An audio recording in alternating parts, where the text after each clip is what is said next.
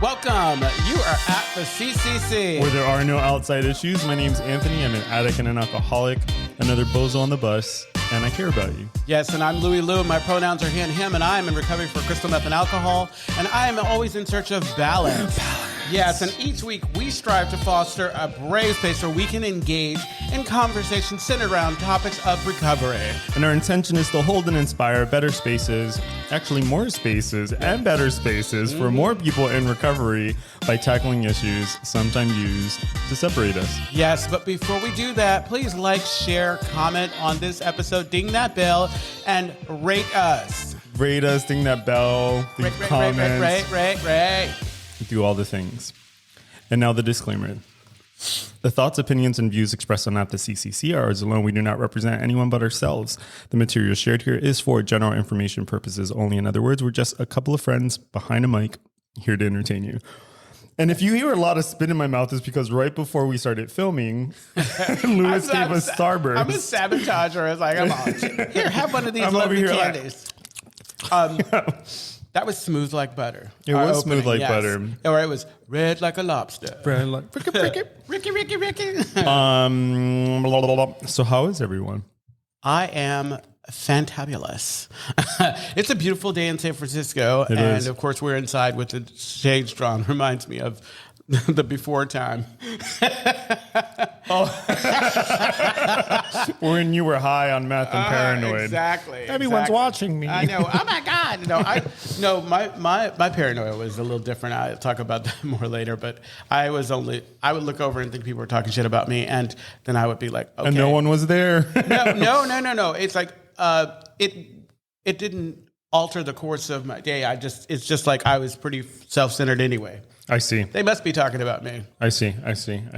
Okay, how are you doing? I'm doing well.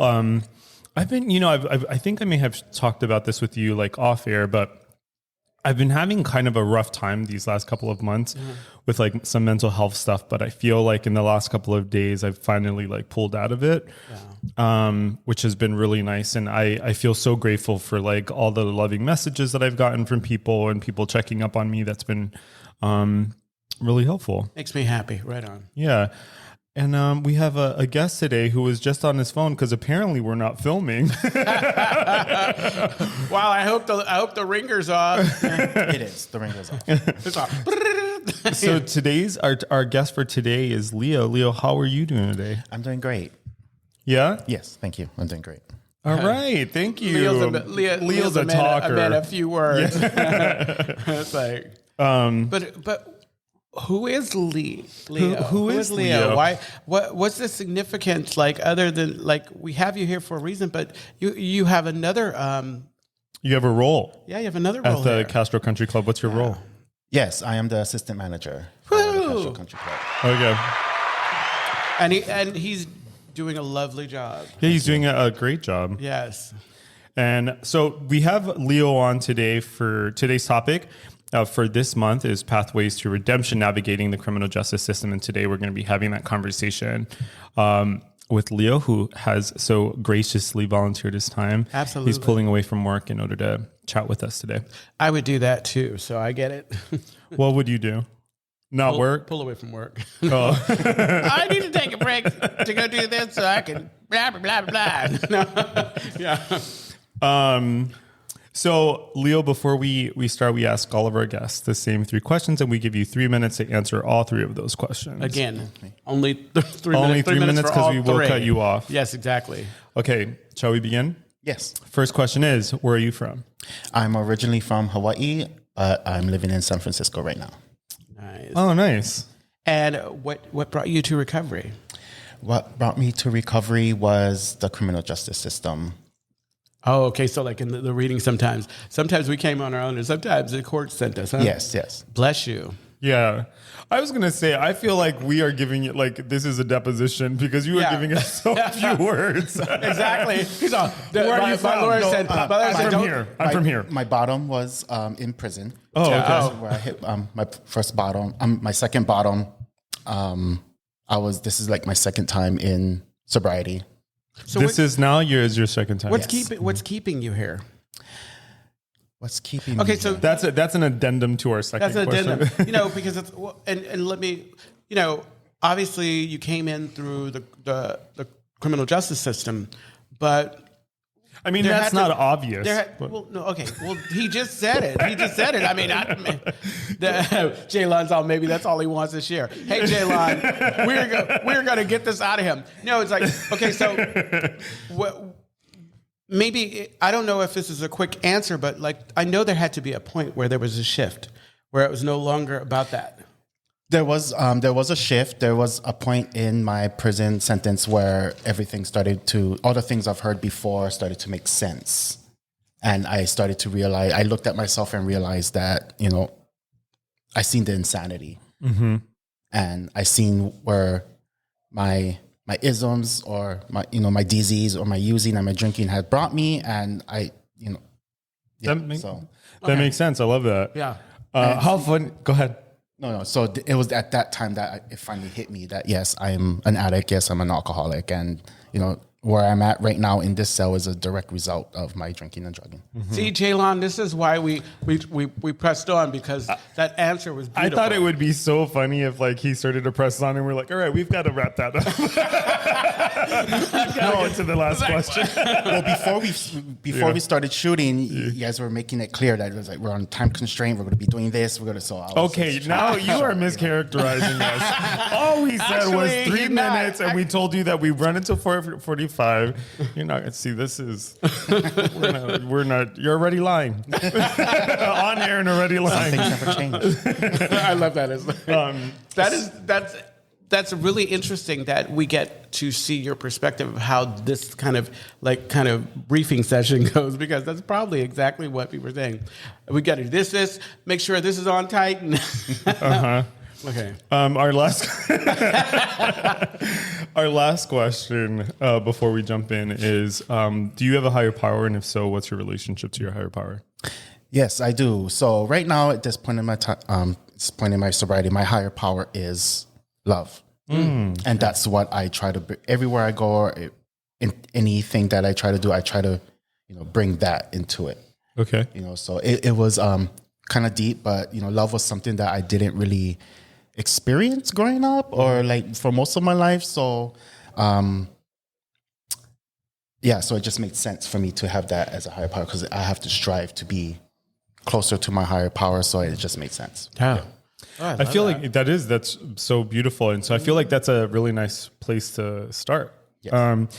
So one of the kind of themes in the last few conversations that we've had on the criminal justice system has been people's backgrounds. So how people's backgrounds have influenced like their future decision making. And so one of the things you just said was that when you were growing up, you didn't really experience love. So can you tell us a little bit about what your childhood was like, and maybe what life was like before you found yourself engaging in criminal behavior? But there was always turmoil at home.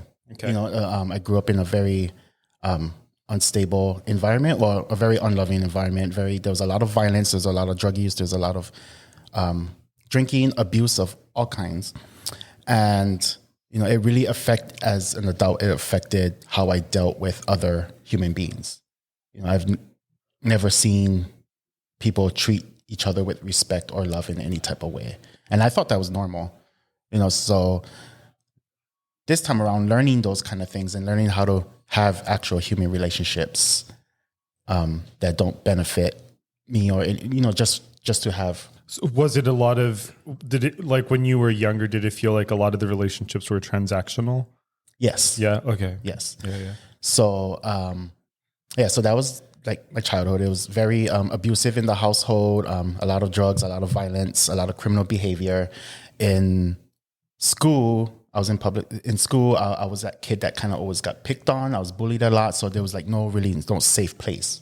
So I grew up in, feeling very threatened no matter where I was, whether I was at home or school. And, having to learn how to defend myself and fight everywhere I go. And, I brought that into my adulthood too. And that affected my decision-making as an adult. Mm-hmm. And on, learning how to deal with problems, or dealing with people and stuff. So, yeah.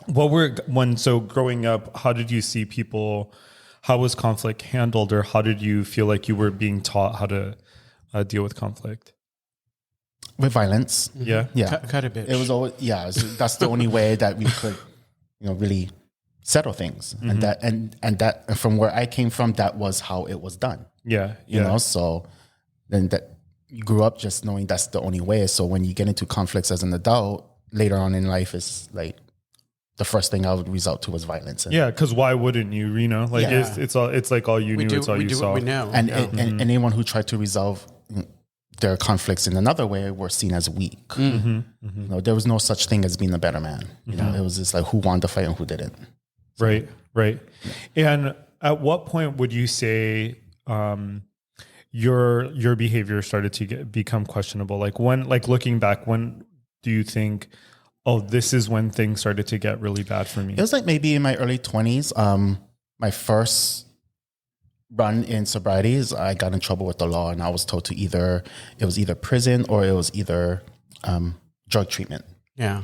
And so I chose drug treatment because who wants to go to prison? And that's when I knew something was wrong, and I just didn't.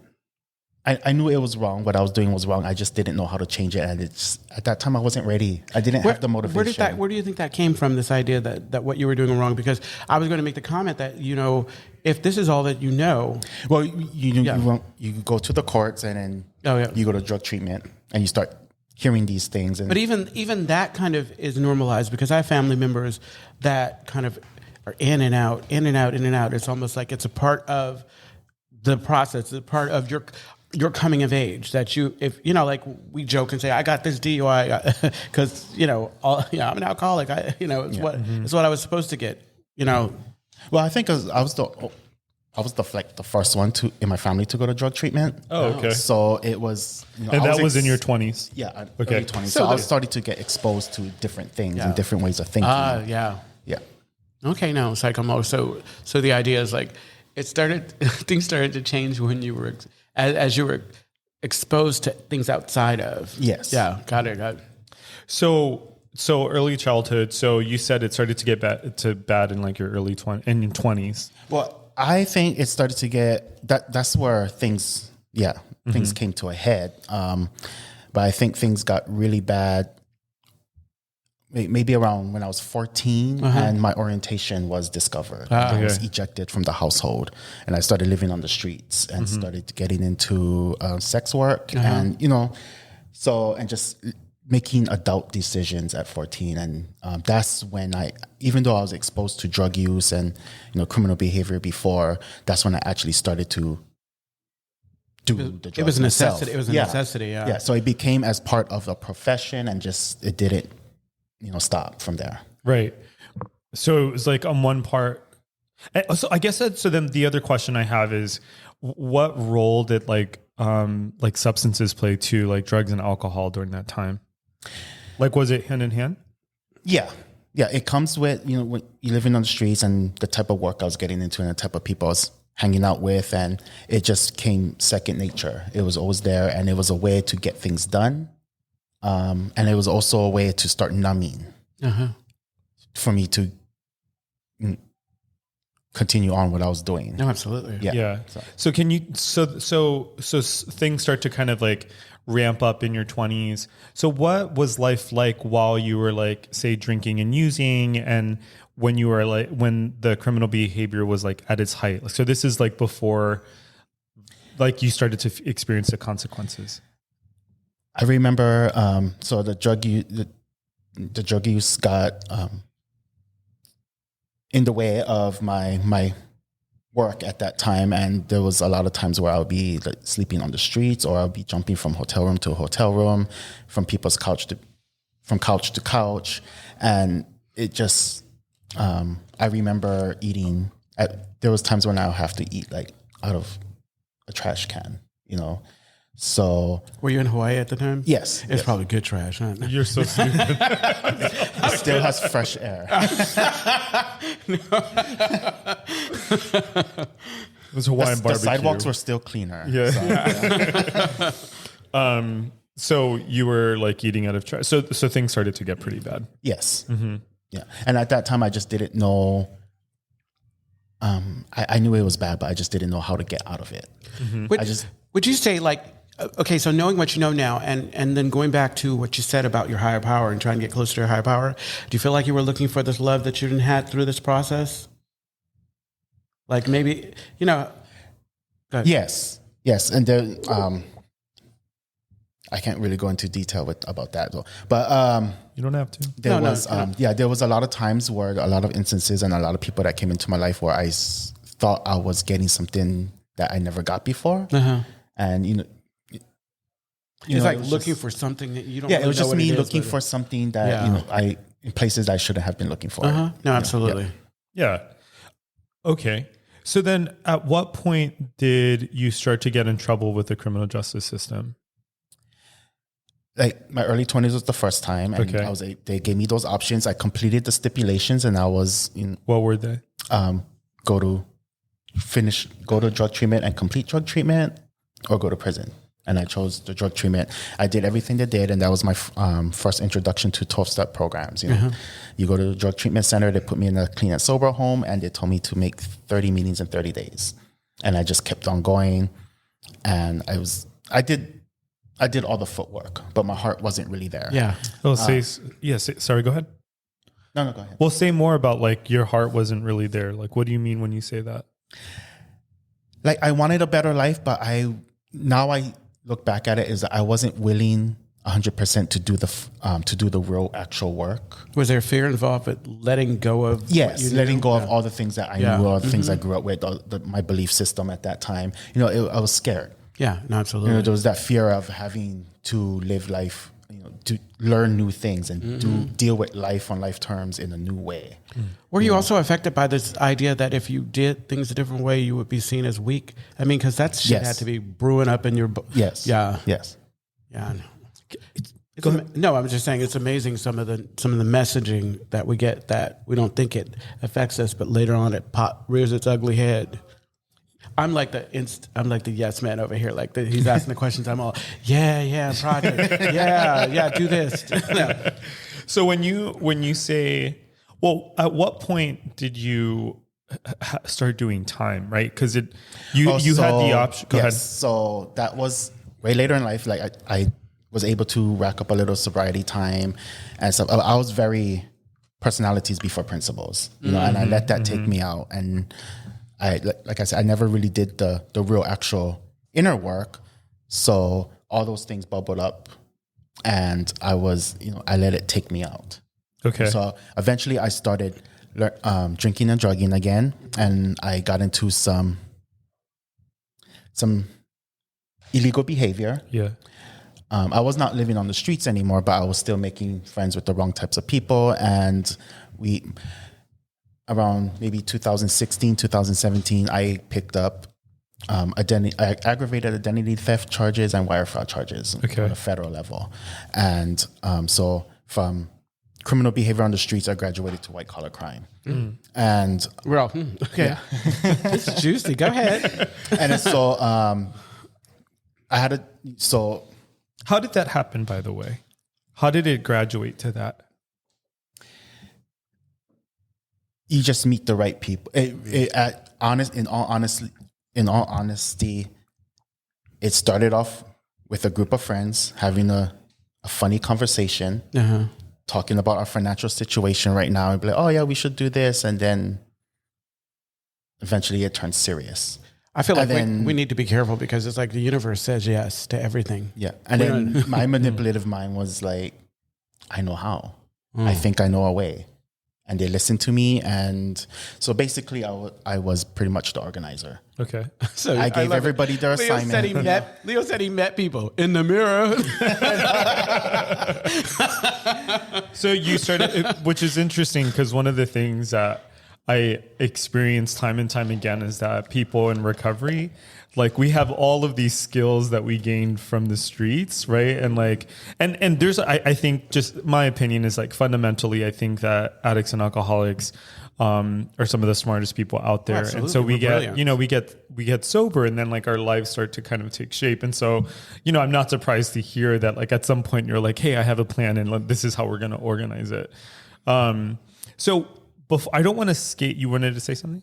No, go ahead. I don't want to skate past because you've said a few times, I wasn't really to do the actual work, right? Can you say more about what you believe is the actual work? Like the actual work is like literally cleaning house, you know, working those 12 steps and telling the truth to your sponsor and not holding back and not hiding things and not leaving anything out of your inventory, and actually, you know, learning new values and just practicing all of those spiritual principles that we supposedly learn in the 12 steps. Where did that come from? I mean, it's like, was it over a period of okay, so you're in 12 step. Obviously in the beginning you weren't feeling it or whatever. Was it a longer process than normal? Because, you know, some people come in, like I came in, I was so broken. I was so kind of done, and I was ready to listen and hear, and I didn't have this mistrust. And so I could hear it. I didn't come in with it. I think the first time that I was in sobriety, I was going through the motions because I was sent there. You know, this time around, I actively chose sobriety. That's a decision. I actively chose sobriety. And like I said, it's like while you're in the prison cell and you're looking around and, you know, just all those things you heard from before, they finally make sense. Yeah. And you have all these conversations with yourself because that's all you have to talk to.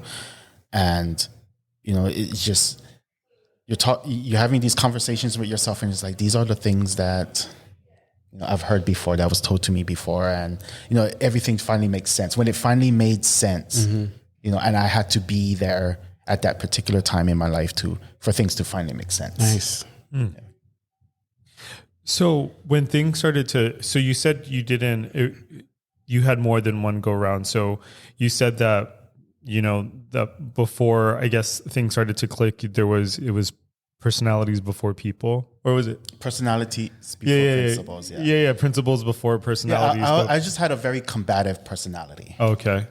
You know, and sometimes I still do. You know, it's something I actively work on every day. But back at that time, I was not. You know, I would go to meetings like so ready to pop off. You know? Kind of like our customers at Cliffs.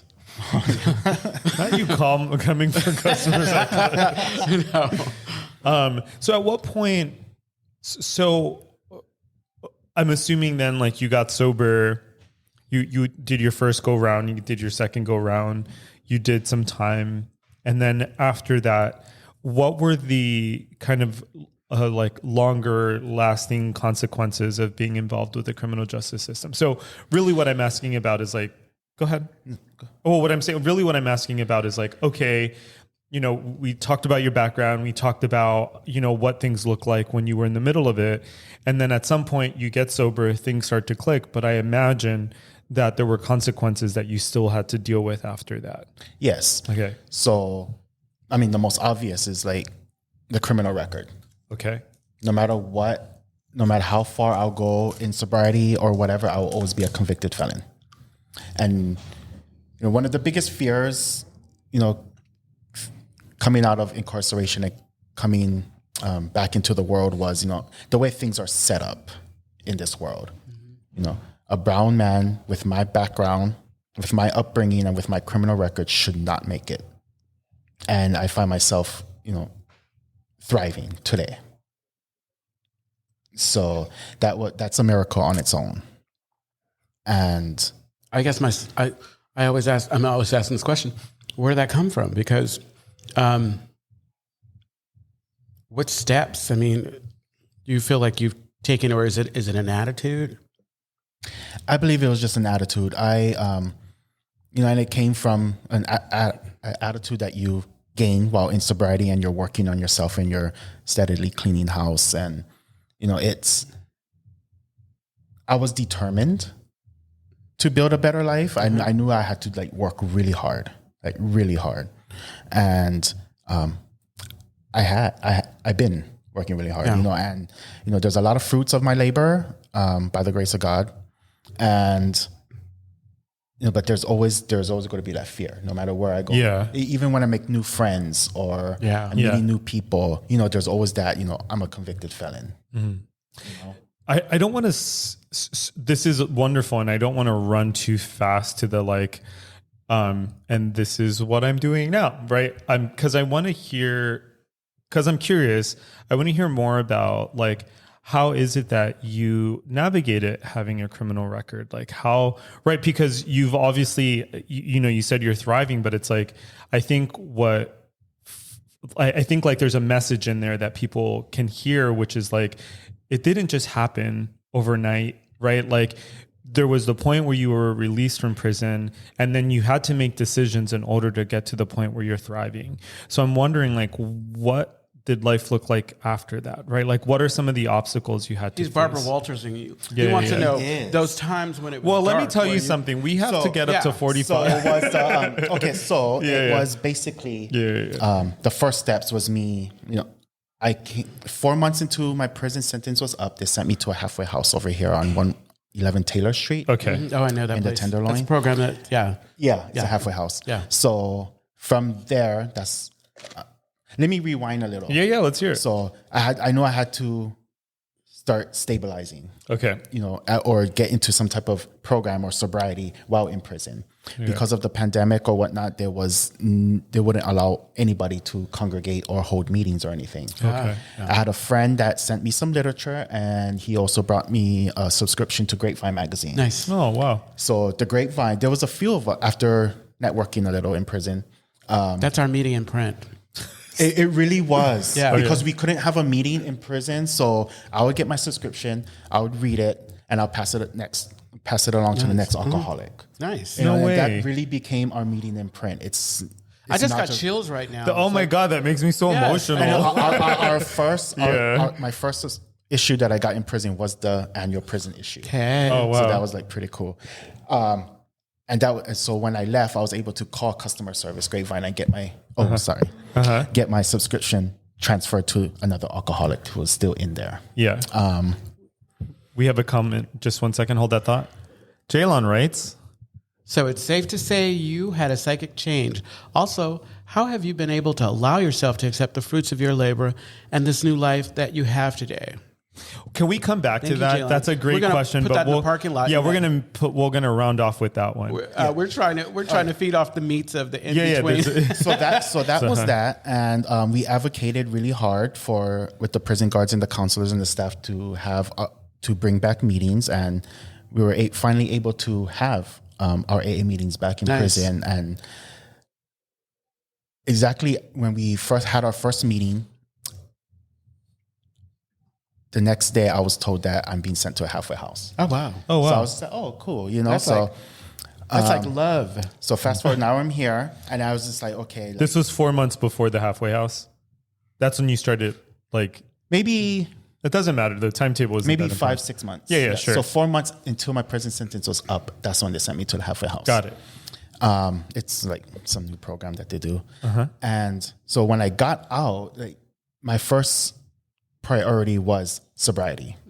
Of course, I had to get a job and stuff. But I took whatever job called me back first, and I started being a security guard at Target on 4th and Mission. Nice.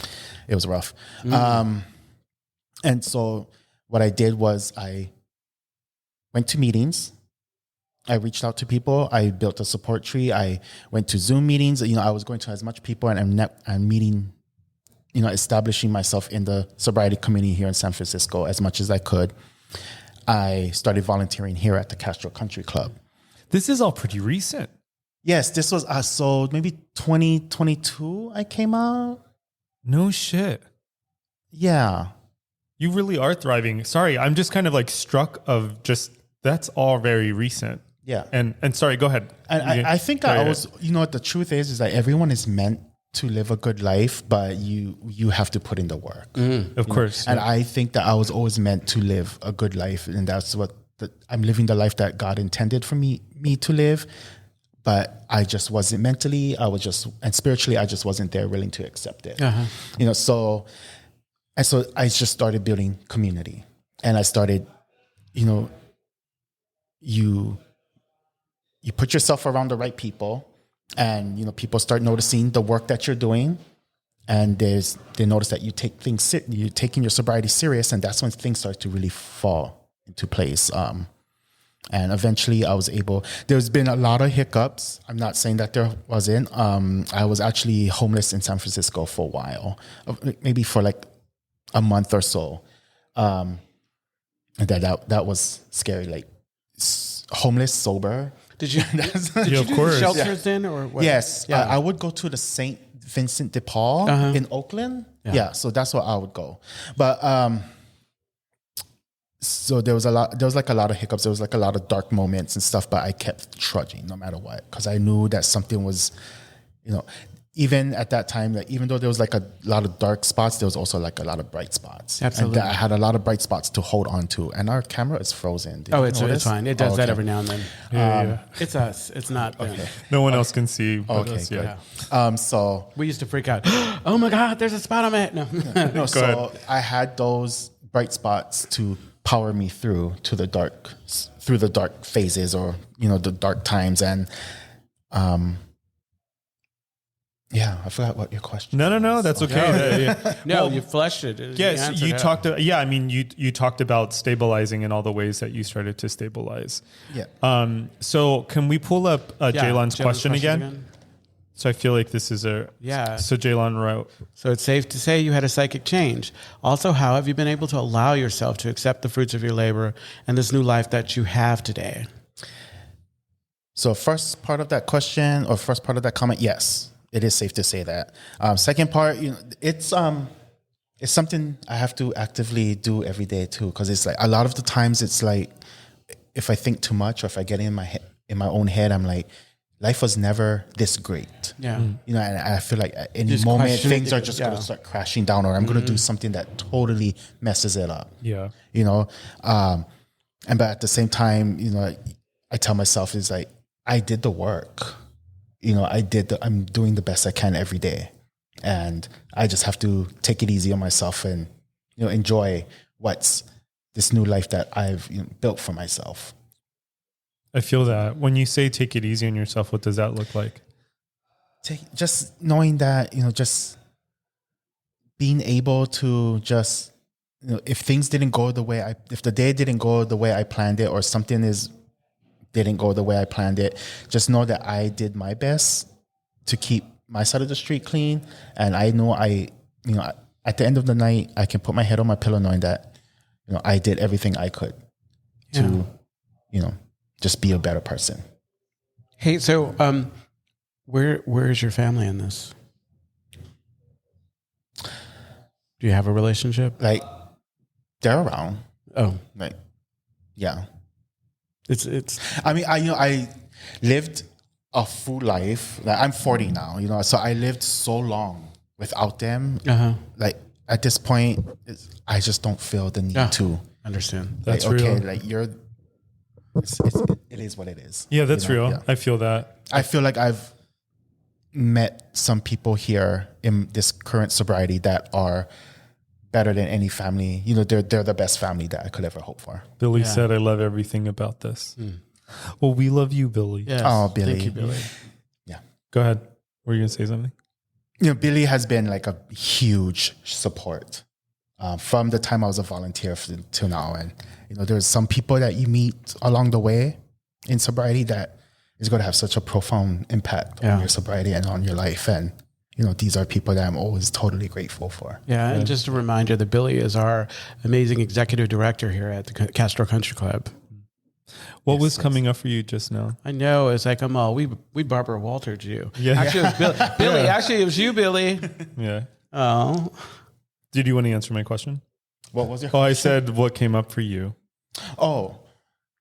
What came? You seemed moved, and I wanted to know more about what. Sometimes it even happens when I share at meetings and stuff. It's like when I start talking about, the present state of my life and the people that I have in my life, I just get so emotional. Yeah. And it's something that I'm still, it's new for me. So so it does get emotional, because never in my life has life been so great. So. Yeah, that's so beautiful, and I really appreciate you sharing that. Absolutely. I think, one of the things that we've talked about before is that there when it comes to like addiction, there's, it's very dark. I live in the TL and I see it all the time, and it gets very, very dark. To get out of there. I know. I know my partner and I've been talking about how bad I need to get out of there. But even if you just to move across the street. Yeah. I mean, he lives in, yeah. That's not here nor there. But what I'm trying to get at here is, Mike writes, this has been one of the best of these podcasts. Leo's honesty and vulnerability, just so amazing. Yes. Oh, thank you, Mike. Yes. Thank you, Mike. Absolutely. What I wanted to say is that I think you're a really good example of the other side of addiction, right? A lot of times when people like are reading about addiction in the news, it's about, like people dying, or it's about like these really dark sides to what like addiction looks like, or what it looks like to have like a criminal record. And what a lot of people don't realize is that there's this other side to addiction. And it's the side where people do recover. It's the side where people like are actually trying to live a better life and are actually having a better life. Thriving. Yes. And then they're thriving. And I feel like this is such a good example of that. I feel like you're a statistical anomaly. And that, you had the background that you did, and then you had the experiences that you did. And then at the end that you still chose something that was like easier and softer for you, as opposed to kind of continuing on. We have another comment. Yeah. Brandon says, so great to hear more about Leo. I continue to be more and more amazed at this man. He's a manager at the Country Club. Stanton. And Jose Sanchez writes, Leo, is that your last name? Yes. How do you say your last name? Bite. Bite. You are a true miracle and shining light of sobriety. That's my sponsor. I love that. Oh, hi, my Jose. sponsor, Yeah, but it's like he's allowed to say that. Absolutely. No, it's like what you were talking about is so amazing. I think that when we dive in and then we build this community around, and one of the things I was thinking like it might help to hear, when you being not so trustworthy of people, like what do you look for? What are these qualities that stand out in the people that you kind of zero in on? Hold on, he said, hi, that you're your sponsor. Do you know what I'm saying? It's like, I'm all, like, what are there particular qualities that you look for, like for the people? Because, go ahead. Yeah, so coming from where I come from, I think I've developed some kind of extra sense. There's people like I meet new people, and within 5 or 10 minutes, I can make my you decision. Just trust that like, oh yeah, now. this is a cool person, or it's like, oh, I gotta stay away from. I feel that. So it's always the vibe. It's always the vibe is how they project themselves, how they carry, what they lead conversations with or their introduction with. That's real. Yeah, no, absolutely. Always look for the humbleness. People who are they lead with a humble spirit, or you can tell now that I'm sober, and now that I'm sober, I can sense when or you can feel when people are actually there for you just by little things that they do. It's always the little things that people do that show you how much they respect you or don't respect you. Yeah, absolutely. Yeah, absolutely. So you just look. Sometimes you just don't pay attention to what's coming out of people's mouth, and you just watch how they walk. Yeah. So you trust yourself today, huh? Yes. Yeah, because that's something that I struggled with. And like to Jaylon's question going back, how do I allow myself to benefit from the fruits of my labor or whatever? There was a long time where I just would not do certain basic things like buy a new pair of shoes because I needed to, or treat myself to something nice because I felt like I didn't deserve it. Like that I was on borrowed time, that this was not my life. This was, I was just kind of biding my time. It took a really long time to get past that. Yeah. What you're both making me think of is, like I was sharing a little earlier about, things have been kind of tough for me in the last couple of months.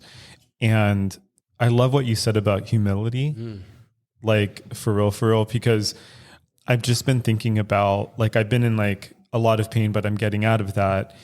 And the gift of like that depression for me has been, I have felt safest and have felt most healed by people who have been humble or people who have been loving.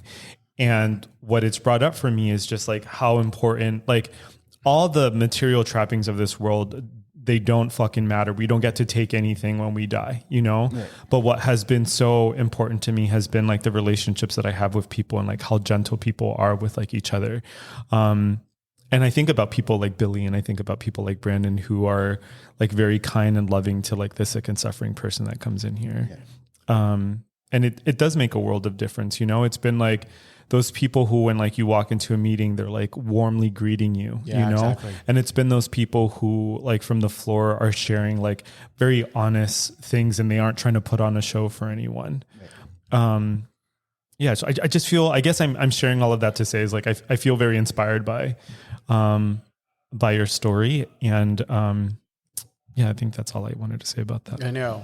Yeah, you're so welcome. And also it's like just the quality of my social life. Like, you know, judging by the people that you have in your life, you know, it can tell you where you are in your sobriety. Oh yeah. You know, I can honestly say I have the best quality people in my life right now. You know, as far as, you know, socially or professionally, you know, and it's amazing that, you know, after everything that I had to go through, you know, you get these, you find this amazing community, and, you know, no one has led me, what's the phrase? Astray. Mm-hmm. Yeah.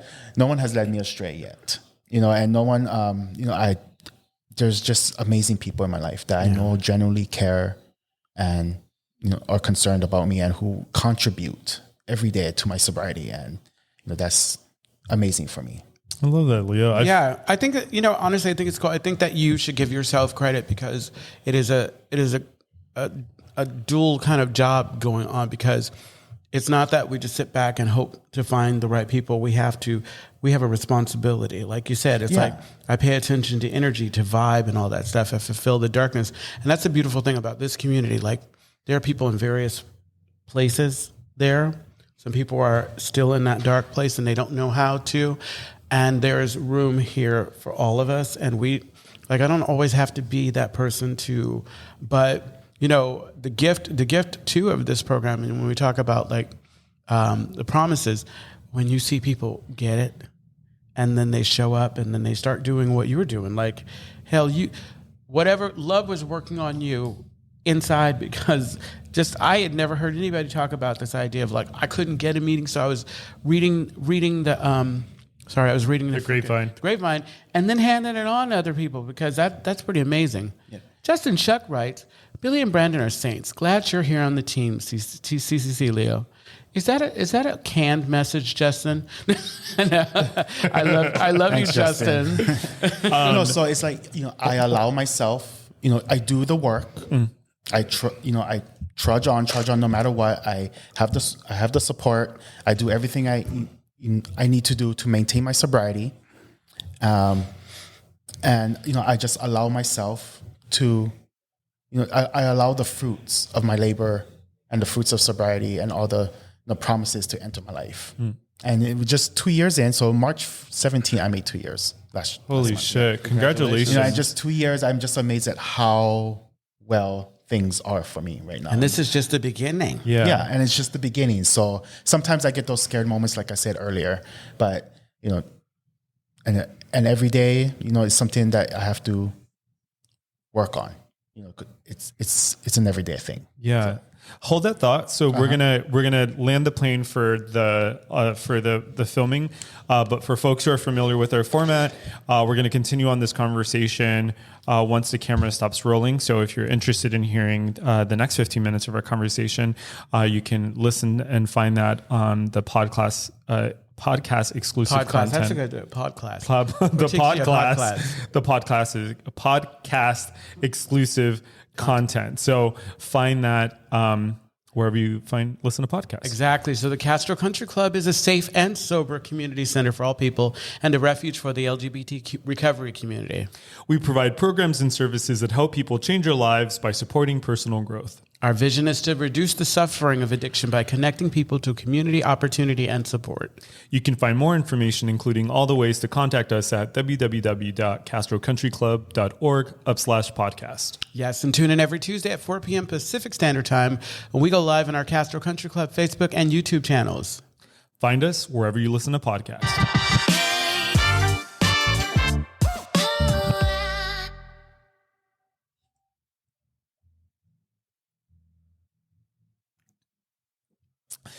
That was wonderful, Leo. We're still recording, by the way. There's that long pause again. It's like we're all like okay. we're like, don't move, anyone. Don't move. How are you feeling? How are you feeling, Leo? I feel good. I was like really nervous at first, so that's okay. Yeah. Short. I was like, no, you're fine. You're fine. Yeah, exactly. Can I have another Starburst? Oh yeah. Oh man. You know what's interesting? Okay, so it's so easy because I didn't have to go through this to take it for granted. The challenges that each of us kind of experienced, like in our recovery journey. Like after Robbie, Yeah. It affected me. Me too. Yes. And the same with Mateo. And what I love is that it definitely, I'm affected, but like there's a lightness, there's an airiness, like it's an appreciation for this recovery, because I heard a lot of stuff and I could completely relate. Like the times when I do get emotional, when you think about like, whoa, this is my life. I have an opportunity. Oh, yeah. And the people, like before, when I first moved here, you know how we meet people in the bars and what have you, and they're great for the moment, but you leave and that's it. When you're looking for people to kind of, during the week, during those blind spots, one of those times when you're alone and you can't find anybody. Oh man, that's crazy. Yeah. What you're making me think of right now is, all the people that have reached out to me in like the last couple of weeks and how that's been so meaningful for me, like just having people say like, hey, by the way, like, you can reach out to me. That's been really important. And although it's still kind of hard for me to pick up the phone, I'll reply to a text message. Oh, absolutely. You know what I mean? Well, that's why I always tend to heart, or I'm thinking about you, or one of the things that I do is like, if a picture of us that comes across on my screen, I'll take a picture and send it, and just say, yeah, my phone's trying to tell me that I should say something to you. Yeah.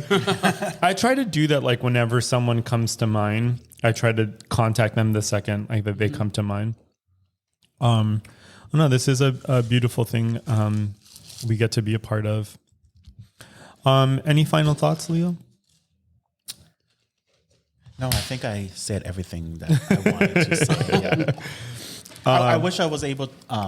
The conversation didn't go in that way. What? But, tell us.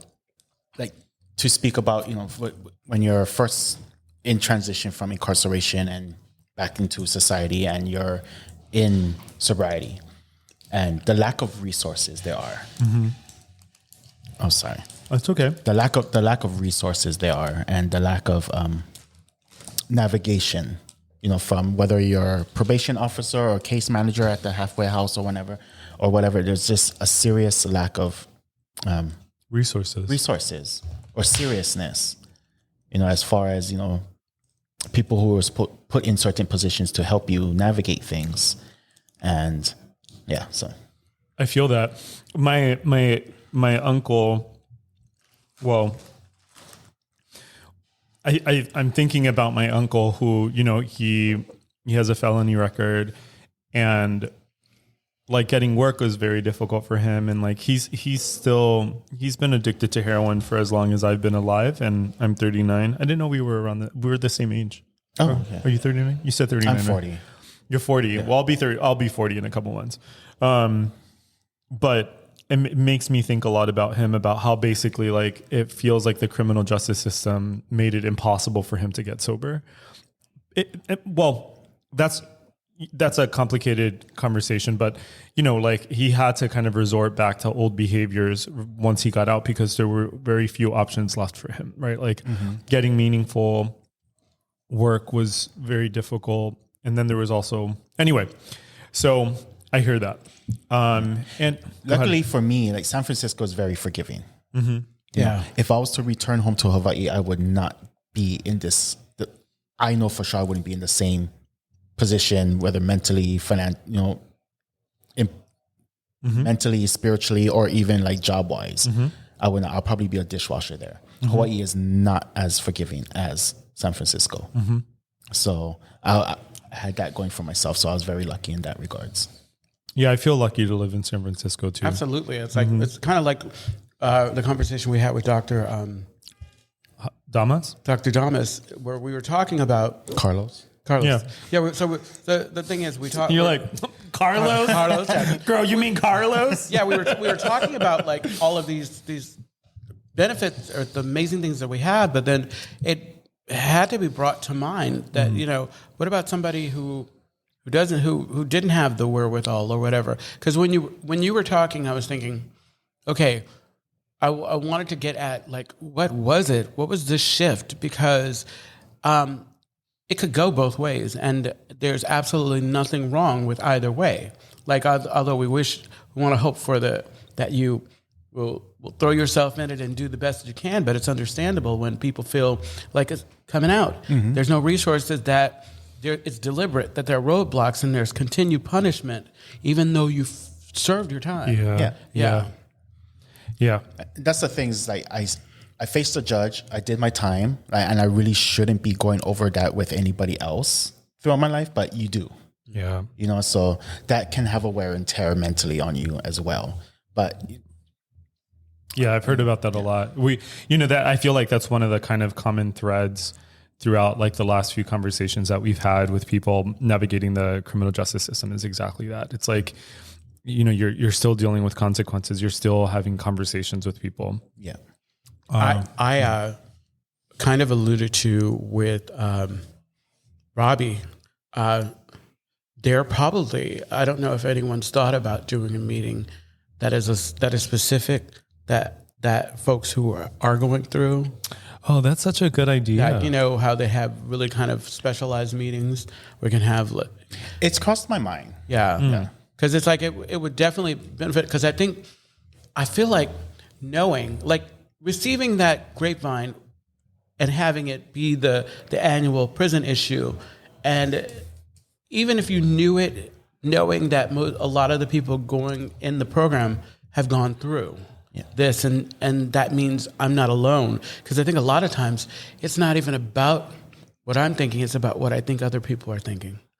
And that can stop me from kind of moving forward. But knowing, oh, wait, like when we do our 4-step and our sponsor says, yes, and okay, I always tell my sponsors, if it's got a name, that means it's already been done.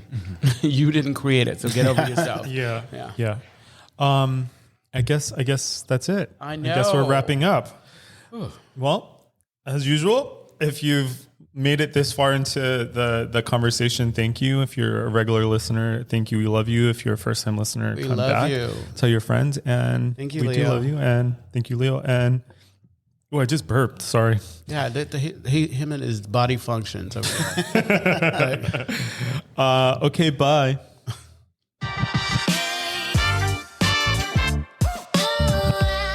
Lovely.